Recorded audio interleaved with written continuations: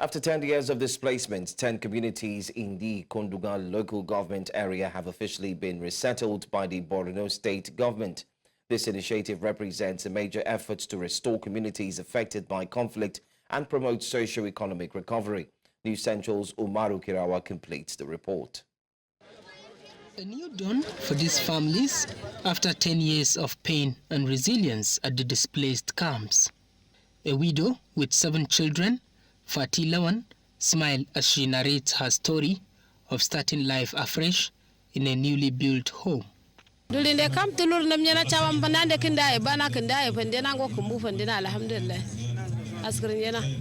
Residents received essential supplies and support from the government to facilitate their transition back to their homes.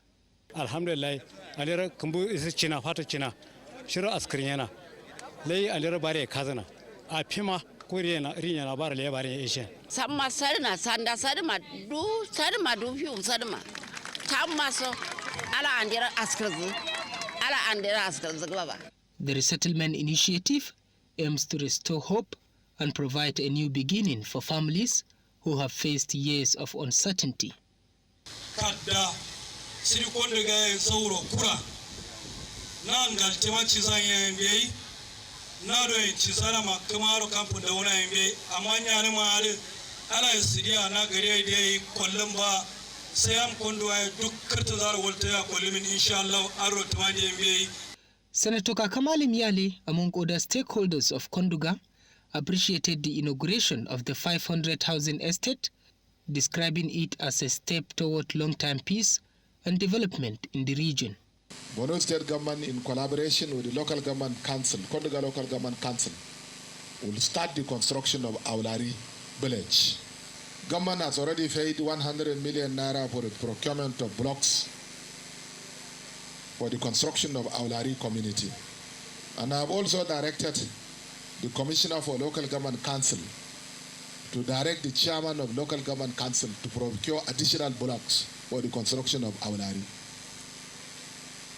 Because I don't think there's anything better than the resettlement of the communities for now. I want to assure you that no stone shall be left unturned in order to ensure the resettlement of these communities. The governor highlighted government's plans to resettle more communities and implement programs that will help provide vocational training for residents.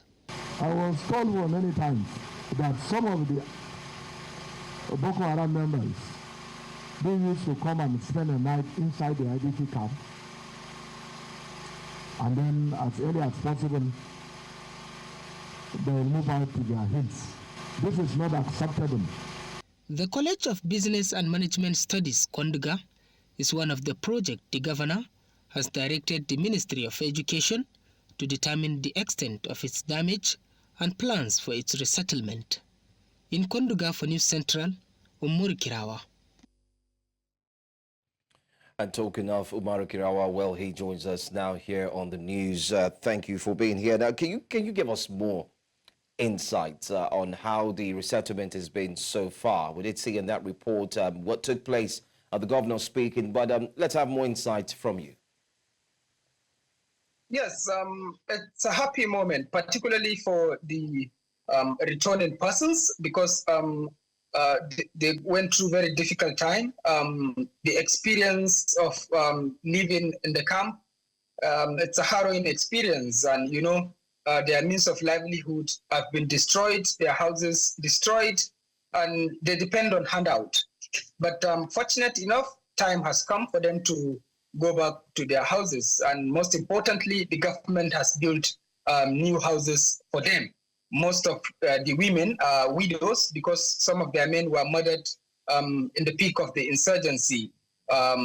So they struggle to survive, and the government is trying to support them. But one important thing to note in this resettlement effort is what the governor said with regard to Boko Haram spending the night at IDP's camp.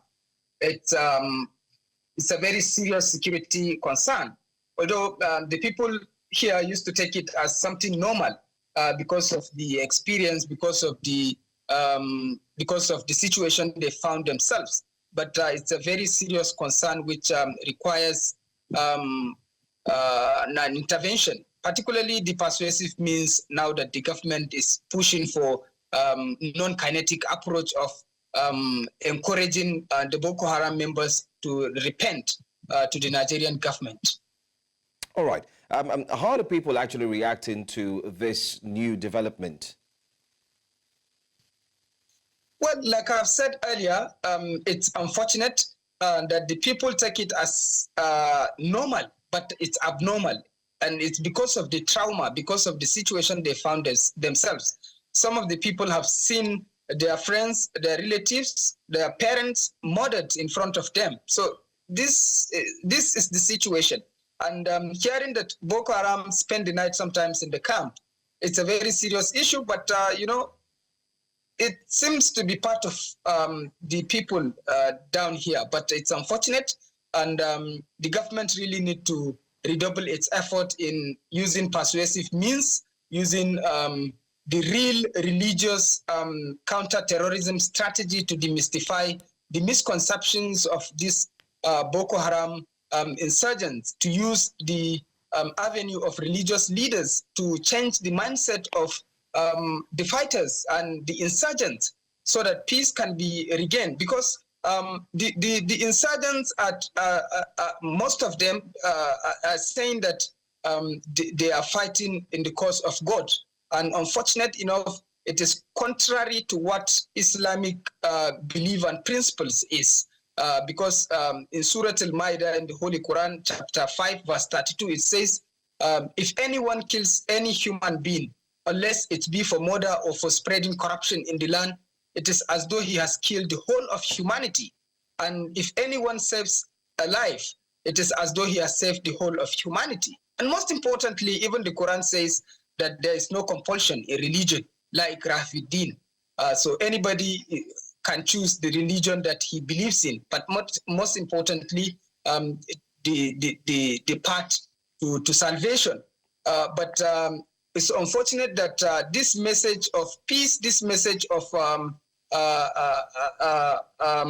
the religious preachings, the real Islamic teachings are contrary to what the insurgents are doing. So much more need to be done in terms of engaging religious leaders to engage the Boko Haram fighters and their likes, to understand that what they are doing is not in the cause of God.